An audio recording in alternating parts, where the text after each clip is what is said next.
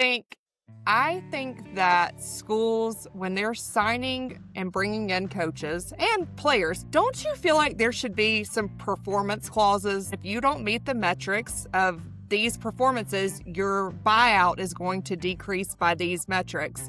That's how every other job in the whole world works. I If you was don't hit just performance going to metrics, you don't say, keep your like, I have job. KPIs. I'm sure you have KPIs too. I mean, like, I Totally. don't understand why that's not like, and that's such a simple thing that can be implemented to help support the madness. My martini's 31 and no need to test me. On my worst behavior, but at least I'm with my besties. Hey, Riss. How's it going? Good. How are you? I'm good. I'm good. Just a little, trying to bounce back from the craziness that's been the last 4 days in sports. I know. It's like I woke up in the middle of the night and I have been waking up in the middle of the night the last couple of days, just checking to see, like, has anybody else been fired? Has anybody else been stabbed? Has anybody else had a buyout? Who else just randomly got hurt? It seems like Right. it's just been this crazy news cycle. And now my brain is like pumping and always wanting more of it. I legitimately don't think that any of these schools can afford to fire anybody else because these buyouts have been absolutely insane. Like they released a list of what it would cost to like get rid of Kirby Smart, what it would cost to get rid of Lincoln Riley. I don't think that these guys as in these universities can afford to pay their rosters the way that they are and pay off their coach for not doing the job. I mean, it's too much money. So I think a lot of people are going to have to sit in their stew for a little while because it's been crazy. Feel the same way. So, I mean, I think that lends its hand to James Franklin, right? We talked last week about, cool, you fire him, then what? Who are you going to get? But also, to your point, how are you going to pay for it? So you're paying him a $50 million buyout. The names that they're probably throwing around to Are the not point of your list, that's another buyout that could be 60, 70, 80, plus the contract for that coach, right?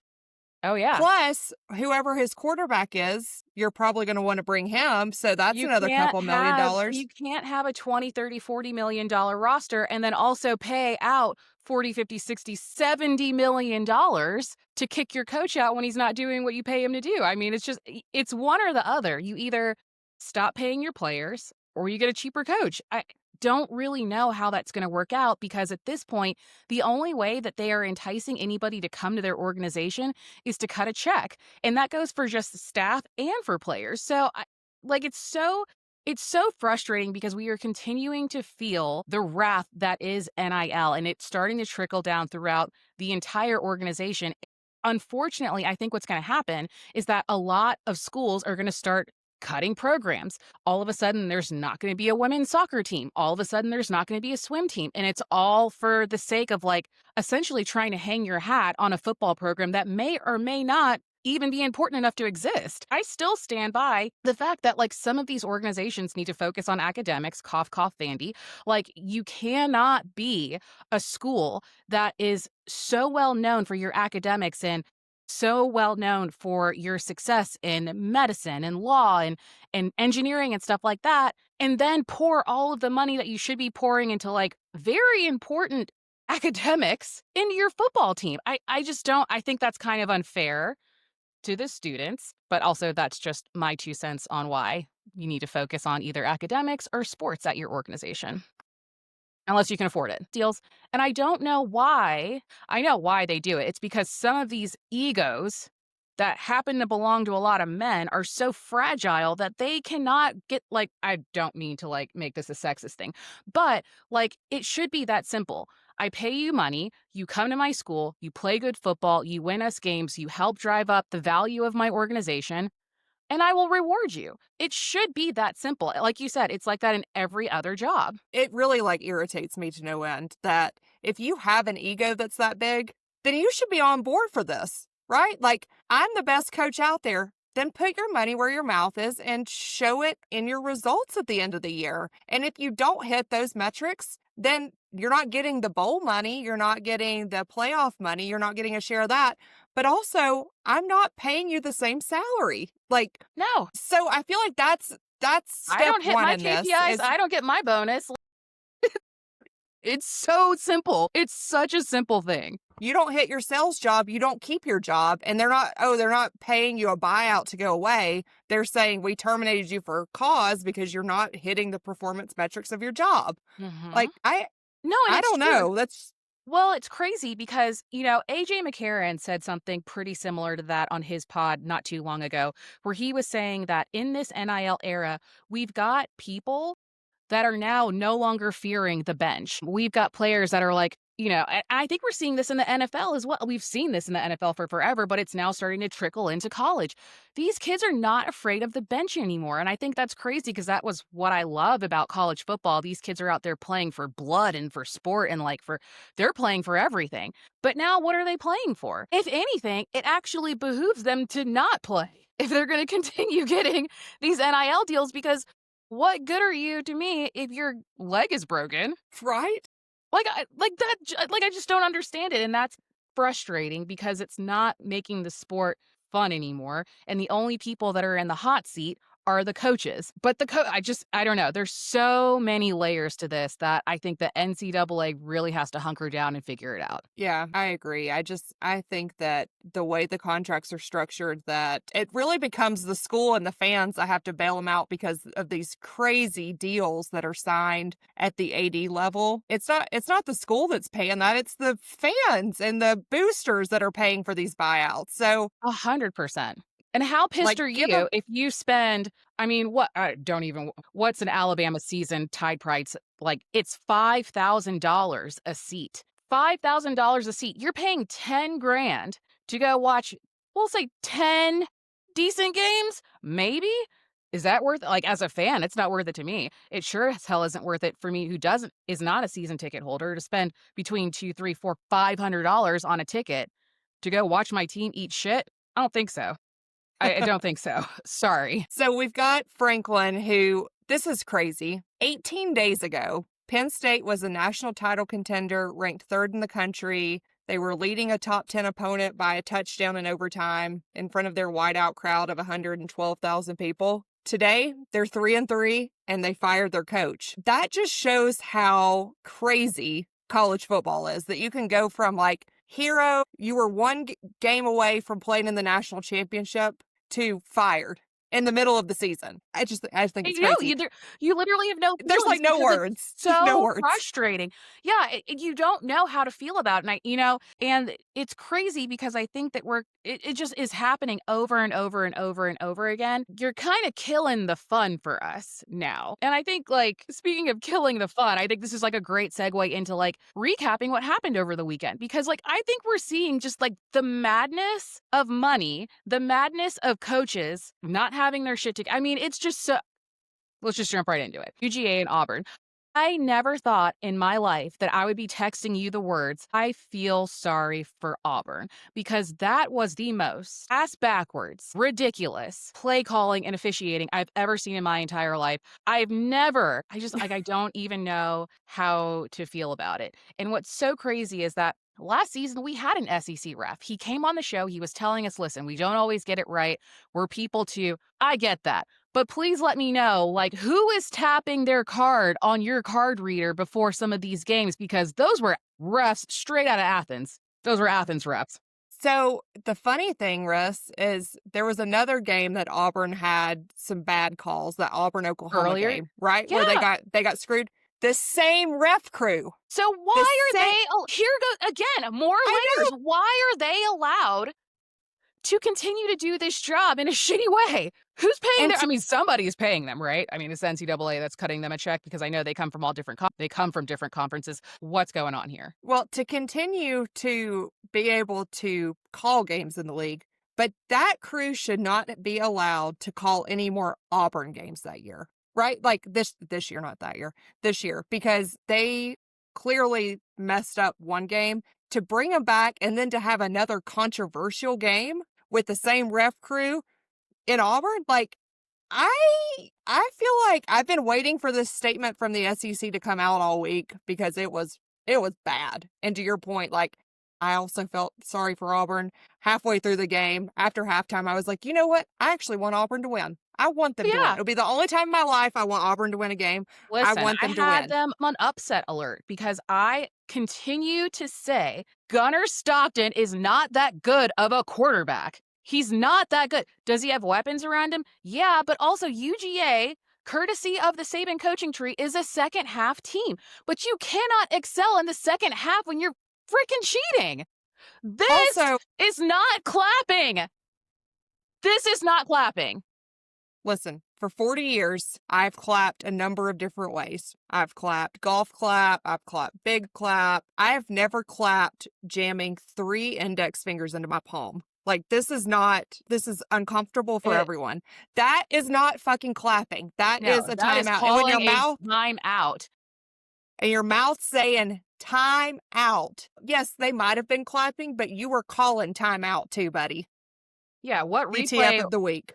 Yeah, what replay screen were the refs looking for that? I just like, listen, this is not fun right now. This is really not fun. And this isn't even my school. I want to see good, clean football. We're already like building rosters. Like, we're already going about this in a lot of really wrong ways. So, at the very least, can we play fair? Can we play fair since we're already buying our players? Can we play fair?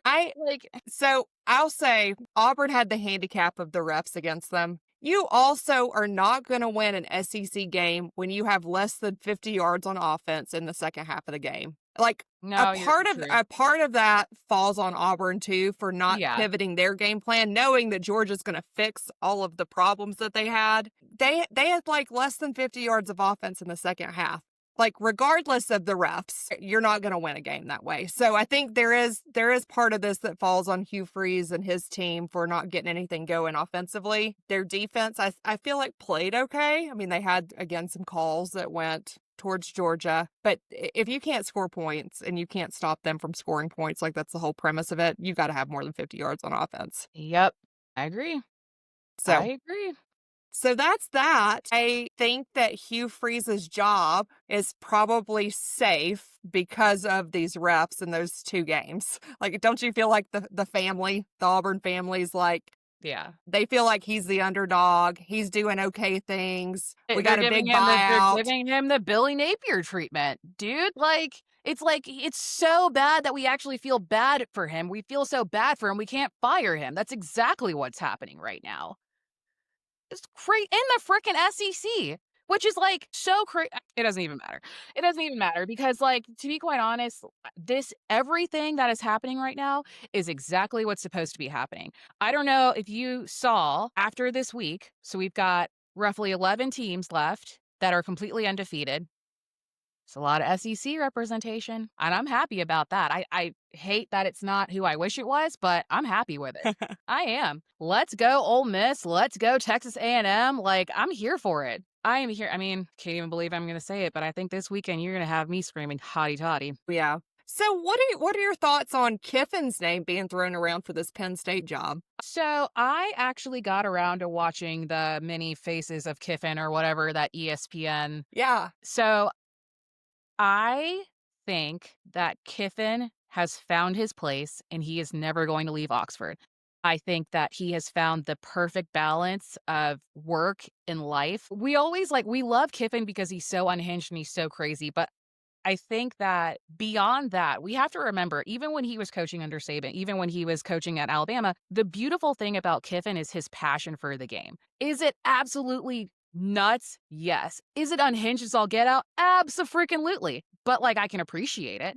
And so I don't think that he is going to leave Ole Miss. I think that he's found his place. I think he's happy there. I think his family is happy there. I don't think that he's going to uproot them. I mean, I sure as hell wouldn't uproot my family and move to Pennsylvania, but like, I don't think so. Honestly, the guys that are on my list, I didn't even have Kiffin on there. I agree. He has no pressure. And can you even imagine the pressure of having to go into a place like Penn State, Happy Valley? Yeah, now your competition's probably going to be a little easier, right? Like, you don't even Yeah. play Ohio State every year. But I don't think that's what Kiffin's about. He's not about climbing the tree to a predominant program. I think he's about doing his own thing He's about and doing it his own his thing, way. doing Right? it exactly 100%.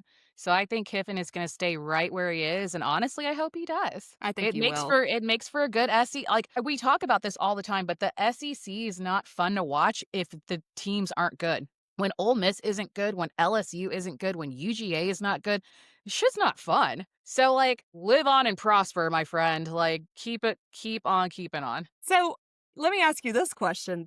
Another name that's been thrown around is Brian Kelly. Do you think LSU fans would be like, "Oh, thank God, like we don't want to pay him a buyout. I feel like we could get somebody else. Like you pay us, you get him. He's not getting the job done here. What makes you think he's going to get the job done there?" Listen, if I'm LSU, I'm keeping homeboy around until the end of frickin' December, and I'm calling old Coach O back up and bringing him back to Baton Rouge. That would be my game plan. Don't, but isn't this like a dream scenario if Penn State Yeah, wants? for sure. I'd be like, no, But you can't have him except for $70 million, and then we can I don't bank. think that I would put that bad juju on Penn State, honestly. Why? I want them to have all the bad juju. I don't I guess I don't dislike Penn State enough to send Brian Kelly up there. Send him to the Big Ten. I think I'm He's not over an it. SEC guy. He doesn't He's belong not with an us. SEC guy. He doesn't belong in LSU. But you know what? I don't think he belongs in college in general anymore. I think it's like I think it's time to put some of these dudes out to frickin' pasture. Like I think Brian Kelly is one of them. Like I hate to say it, dude, but go home and pick up a hobby because coaching football ain't it. Like I'm ready to see you do anything else except coach football and fake a Cajun accent. It's not fun. It really isn't. Like at least the frickin' Mad Hatter was going apeshit on the sidelines. You're not doing anything but sitting there and turning 16 shades of red. I'm not here for it. It's so boring. I don't want to see him do that at another school. I don't. Watch the Big Ten, so who cares? But we don't watch the Big Ten, but we watch the Big Ten when it matters, like when it comes to seeding and playoffs. I mean, like, again, we don't care. We don't care about the conference, but we do care when it comes to this point in the season where it's going to impact where the hell Alabama ends up when it comes to playoff seeding. We do care, and we have to watch it. But Yeah. I would love to see what Brian Kelly went from Notre Dame, no conference, to SEC. I feel like he's starting to do his like trifecta. He needs Big Ten experience, and then To do what? To go where? Like to be like, what is he practicing for? then to go to TV. I don't want to see that dude on TV. I'd rather see puckered face Belichick on TV before I saw Brian. Like when some of these dudes go on TV, it's borderline painful. Like I'm not enjoying. Are you enjoying watching Urban Meyer on TV? Are you I don't enjoying watch watching? it. I don't watch That's Big what I'm Noon. saying, though. I don't watch Big Noon because he's like I Ed, watch Ed, Big and Noon Eddie. Kickoff. He's Ed, Ed, and Eddie. He's got those weird glasses that transition in the sun. The That's what whole I'm thing is saying, uncomfortable though. for me. I don't watch Matt Leinart. You don't None of the like guys Matt on that Leinart, show. but I I just would don't like the rather show. listen. We have to diversify so that we can be the best sports podcasters in the land. And I do watch Big Noon Kickoff sometimes. Like, but I don't want to watch Brian Kelly on television. I barely want to watch him on the sideline now. I wish the camera never panned to the sideline during the LSU game. I wish they would just continuously show B-roll of a gator on a rotisserie spot. Like, I would rather see that than look at Brian Kelly on the sideline. They lose another couple games, he might be on that rotisserie. So I think the door is open for conversations for them to take Brian Kelly off of their hands, and that would be okay. You're gonna hate this, but I think I would rather see Kurt Signetti. He is not leaving Indiana. But what if he did? What if He's he did not. and he went to Penn State? You just don't want him to go. But what if he did? I'd be fine with it. I love Kirk Sidnetti. I absolutely love him, but his buyout's huge too. I know. It's huge. That It is. probably looks real appealing to a school that is sweeping the bottom of the barrel when it comes to football. But you have to think that for Penn State to move on from Franklin midseason, they're prepared to shell out big money. Yeah. Don't you think? Yeah. Yeah, for sure. For sure. And they're going to want to bring somebody that's going to, one, make it easy for recruiting, right? So you get a name from a big school that's doing hella well. I mean, not to say that it always works, but a certain school down in Tuscaloosa did the same thing when they saw this guy up in Washington that was just kicking ass and brought him there. And that helped with recruiting. So the name that I keep coming back to in my mind that has not been mentioned would be Brent Key at Georgia Tech. So I thought about that as well, but I really like Georgia Tech being good. I think this makes the ACC fun because we're not solely dependent on the ACC being interesting because Clemson is good or because FSU is good. This is like the current state of the ACC feels really fun. Like, I don't know why. I don't know if it's because I'm now like more ingrained in like football as the world and not just my whole world being the SEC, but it's more fun when there are schools that are really good in other conferences. Like, even though I hate his face, I love that Miami is doing well right now. I think it's so cool that the Canes are doing well. I love that Georgia Tech is doing well. Even though I just like hate that they beat us, I like that FSU is doing well. This makes it fun. Doing well? They did Well, well no, against I mean, us. like they were doing, yeah. And maybe I'm not thinking of, I think I'm thinking of somebody else, Yeah. not FSU. I'm thinking of, So doesn't matter. But it's fun. I like it that way. So I want Brent Key to put stay in your Atlanta. thoughts aside. Put your thoughts aside and think about who would be a good fit as a head coach in that system. That I is mean, an up and Brent would comer do because well. that's what we talked about last week. Is like you get rid of him, then who's up? Who's the next generation of talent? Who's a name that maybe everyone's not thinking of that could be good?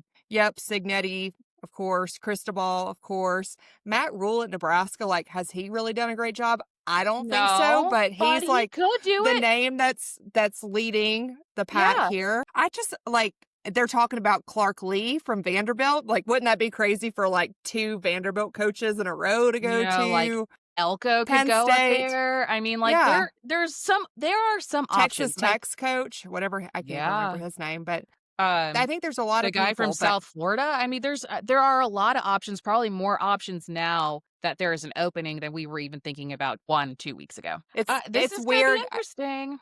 Yeah, it's weird. I think that nobody's going to make the move mid-season, right? I mean, no one with integrity is going to make the move mid-season. I don't think you're not going to see somebody destroy their program over taking another job. We are legitimately gonna have to like, again, there are a lot of layers to this now. It's not I'm not saying that it ever was a simpler time, but it's a lot different now than it was in the last couple of years. But we'll see. So we've got some good games this weekend. My I mean, God, after Bama gave us a such stroke last weekend. Bama is going to continue to give me a stroke until January, I think, because we have the next couple of games on our schedule. I just feel like we are constantly on upset alert. I feel like every game we have, we are on upset alert. It's Like, better even that way. it is better that We way. play better that way. No, 100%. It's more fun to watch as a fan because I think we even said this, like, yeah, it's great when we're winning, but it also gets boring. Um, and I just feel like we're constantly on upset alert. Like, I know that this weekend we're going in to God, like the worst. I mean, like, it's not the worst, but it's a very emotional game for all of us. It's against Tennessee. It's one of our biggest rivals. Like, Alabama has looked great the last 2 games. Tennessee, they look good too. Their secondary is a little questionable, but is it enough to overcome? I mean, I don't know. Bama also does a lot of dumb shit, like get a lot of penalties and a lot of turnovers. And sometimes Ty panics in the pocket and he just throws the ball wherever. There's so many things that can go wrong. And it's like the littlest thing that sets off a domino effect when it comes to Alabama. I mean, like, we've got this great defense. They've got a great offense. It's going to gel together so well. It's like my heart cannot take it. Do you Or they remember can. in the first quarter of the Florida State game when we were like, wow, Bama's got a good run game this year? And then we haven't seen any of that since. Our run game sucks, and it's putting a ton of pressure on Simpson to be the only one who can move the ball on offense. Yeah. The loss of Jam Miller doesn't Jan help. Miller being on having a concussion. I mean, hell, Ryan Williams is still on concussion protocol. We cannot be wholly dependent on Proctor. Like, And I Brooks don't know. and Cuevas. Yeah. Yeah. We're 108th in the country on run offense. Yet, look how many damn times we ran the ball last weekend. I hope that they're figuring that out because I think our chance of success against Tennessee, if we're only passing, is going to be questionable. We have got to find a run game, and I hope they're working on that in practice, because I'm getting like Shula flashbacks of run it up the Yeah. middle, Well, this 1 whole yard, frickin' 2 season yards, has 1 been like a yard. Shula flashback. I mean, like, we don't feel good about going into every single game. Like, when's the last time we went into a game and you were like, "Nah, we got this. We're gonna crush it." 2 years ago. Yeah, exactly. And like 8 years before that straight. Right. Yeah, So it's just I know. It's a revenge game, which I love that we have this game at home. I love that we have the memories of last year's game in the back of our head, how they pulled that goalpost down and they ran it and dumped it in the river. Um, I It's tough though. I mean, we have more ranked teams on our schedule, like in the past and upcoming, than Ohio State, Oregon, and Indiana combined. So when people say, like, why is the SEC getting all this press? Why is there so much love? Why does everyone think they're better? it means It's more because of here. shit like that. Yeah, because it's like shit like that. So anyway, I had my Sorry, rant of the not day. sorry. Sorry, not sorry. Like, I don't know what you want us to do, people. It just means more here. Maybe if we had more NFL teams in our geography, it wouldn't mean as much. But I'm just saying, some states, this is all we have. So just say, we can just move on from there. So the spread's 8.5. Bama's favored by 8.5, which I think it's going to be a closer game than 8.5. No, I agree. I Agreed. don't think it's going to be that big, but Yep, I agree. I think the other blockbuster game that we want to talk about is going to be UGA versus Ole Miss. Like, I huge. think that this is going to be like, I'm so glad that game day is going to be there. This is going to be the game to watch. Again, I'm putting Georgia on upset alert. I think that Ole Miss, I love, it's not sibling rivalry, but I love the kids of the coaching tree going against each other. And I think Kiffin's got Kirby's number. So we'll see, unless the refs from friggin' Auburn game or head down to Right?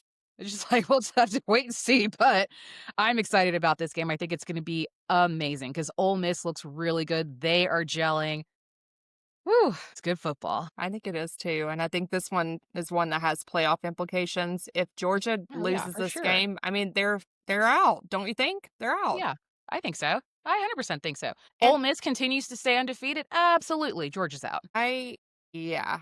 I think Ole Miss narrowly won last weekend Yeah. against Washington State, because hopefully they were like looking a little bit ahead. I don't think Washington State's that good. But I did love that Kiffin called out the student section. We showed up today like our student section showed up today. Like, I remember a certain coach calling out a student section. You remember Saban calling it I out? mean, Like, don't leave early. Our wise kids are showing words up. spoken. Yeah. But again, that's what happens when you get used to winning all the time. You don't stay for the fourth quarter. Been there. So we have Notre Dame and USC too, which I don't know. I'm going to jump on your bandwagon of wanting Lincoln Riley to win, because I always do, but I do like Marcus Freeman. I know. I I like think Marcus Freeman too. I think Notre Dame, a 2-loss Notre Dame at 13 is, I mean, still a little biased. Still a No, little I agree. biased. Their losses, again, were small to teams ranked ahead of them, so I get it, but Yeah. This is one of those games where, like, if Notre Dame loses, I hope that they drop out of the teens. they're Like, they out. need to drop out of the top 25 because, again, at some point, somebody is going to have to explain to all of us, like, what are all of the variables that are brought into consideration for seeding? Because it can't be strength of schedule for some of these guys. So, like, Right. it can't. So, like, I think even today at 13, I am curious as to why Notre Dame is ranked that high. Like, love Marcus Freeman, don't think that you deserve to be there, so I'm going for the Trojans. Like, I hope Lincoln Riley drags them. I don't think they will. I think it'll be a close game, but I hope USC takes it. So I sent this to you earlier this week, and I think it's worth reading. A couple of things that puzzle me on the most recent AP poll. 2-loss Notre Dame ranked 13th. Those 2 losses are to number 2 Miami and number 4 Texas A&M.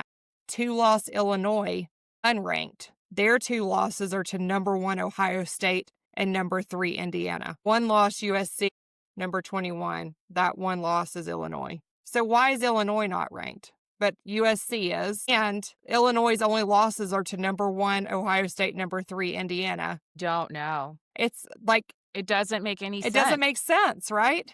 No, it doesn't make any I mean, it doesn't make sense, just like it doesn't make sense that you've got a one-loss team that's ranked ahead of a like, hold on, I feel like I should have this up already, but there are some one-loss teams that are ranked higher than an undefeated team, and I feel like there is some merit to being undefeated that should be taken into consideration when it comes to these rankings, and it's not. And so Yeah. that's why I'm like, "Please, somebody help us understand." I would love to understand why it's like this. And where's this committee? Aren't we usually now into the part of the season where the committee's revealing rankings and all that stuff?